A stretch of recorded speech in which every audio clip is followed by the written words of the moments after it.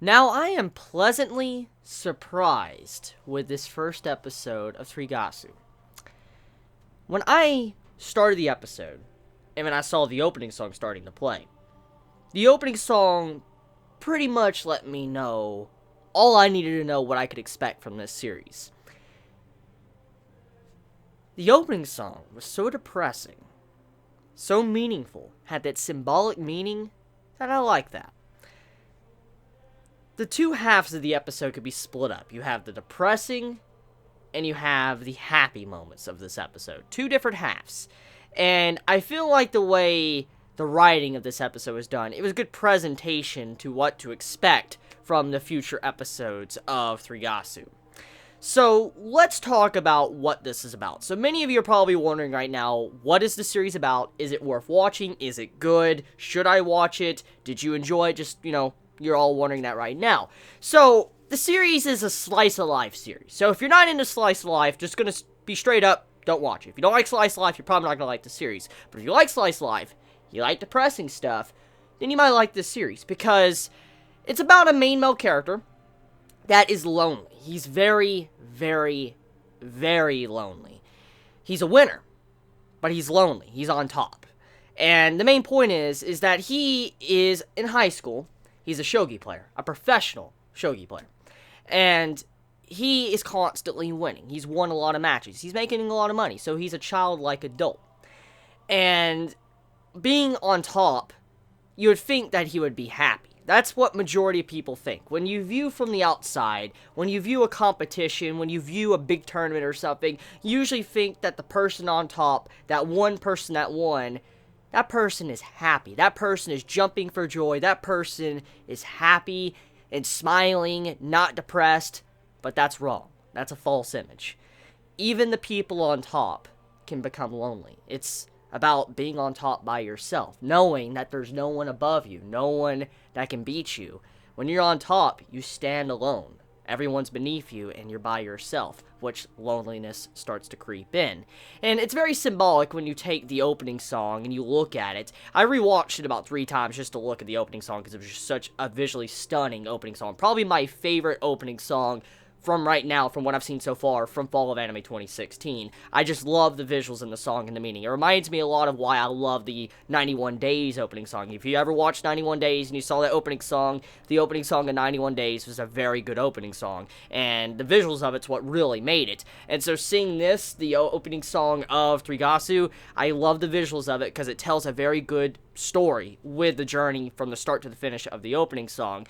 You see where this boy, our main male character, he's by himself, he's submerged in water, he's walking through a dark path, he has vines constricting his movements, he's all alone. There's just so much meaning you could pull out of that opening song that it just really gets you, like, oh, so good. It's so good. Like, the way opening song could carry that much meaning in it, it knows that, the people are making the series, and the person that wrote the series cares a lot about it. And to make it even better, what really caught my attention was the end card of this episode. Now, many might not be aware, okay? I'm just going to be FYI here, if you're not aware. The end card at the end of the episode, of this first episode, was done by Kentaro, the writer of Berserk. I'm not even joking. I have it on as a thumbnail. I know I'm going to have that as the thumbnail. You probably could see by the art style, if you look closely, the art looks oddly enough like Berserk. And that end card was made by Kentaro, because Kentaro is friends with the writer of this series, and that is why. So, that right there, for the writer of Berserk to give a thumbs up to, this writer and just like his work and then, be a friend to him, I'm probably expecting something very good. I'm expecting something pretty damn good if Kentaro is giving kind of like his seal of approval with, doing art for the series. That makes me happy. So, getting off of that, though, the two halves of the episode, there's two different, takes at the way you can view it. The first half is showcasing this very constricted path the character is taking, and it's a very sad and lonely path, because he's a professional shogi player that is doing a match at the first half of the episode, and we don't find out until later on to how much this match really meant. when he was first doing a match at the beginning of the episode, it looked like he was, going up against an old teacher, like an old teacher, someone that probably taught him shogi or something. He's been practicing, and he was just fighting an old friend or an old, teacher that taught him, like, many years ago. And as it carried on, we realized what that scene meant. This wasn't just a teacher that he beat. It wasn't just that. This was a professional match. This was a professional shogi match that our main character was doing. But to make matters even worse, he went up against his father and beat his father. Crushed him. Just completely crushed him. Stopped him from doing any more matches probably for right now because he crushed him in this, tournament. That sadness right there probably hit him, just to know you had to fight your own father, strike at your own father. It's kind of like you're pretty much striking him when you do something like that, and it's kind of sad when you take a moment to really realize what the character went through when he had to do that, and all the mental images he is thinking about his, life, his, siblings, how he's not even related to his father. That's sad. It's a very, very sad setup and backstory to his character, and I enjoy stuff like this. That really got me enjoying the first half of the episode, to see how this character, he's all alone, nobody can really understand what he's going through.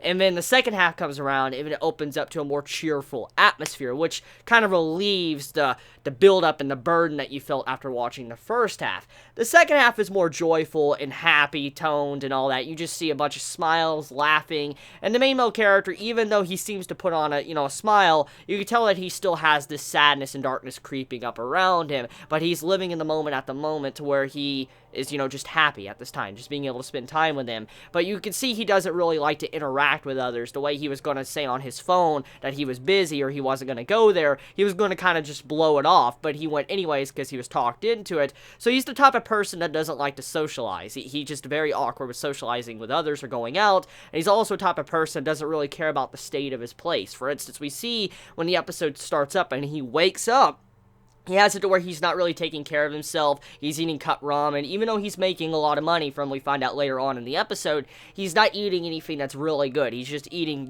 cut ramen. We see that he doesn't really have much in the thing, like in the house or whatever he's staying at. He just has his little whatnots to just go by on living. So you can see he doesn't really have a lot of big pizzazz to his room, which shows you what type of character he is. So there was a lot of little details throughout this episode that really made it just so much more impactful when he found out about our main male character and what type of life he lived. And so when it came to the happier moments, it made me smile to know that he was actually going through something happy, maybe distract him for what he's already dealt with throughout his life. So yeah, first episode of Threegasu, got a little bit deep into it.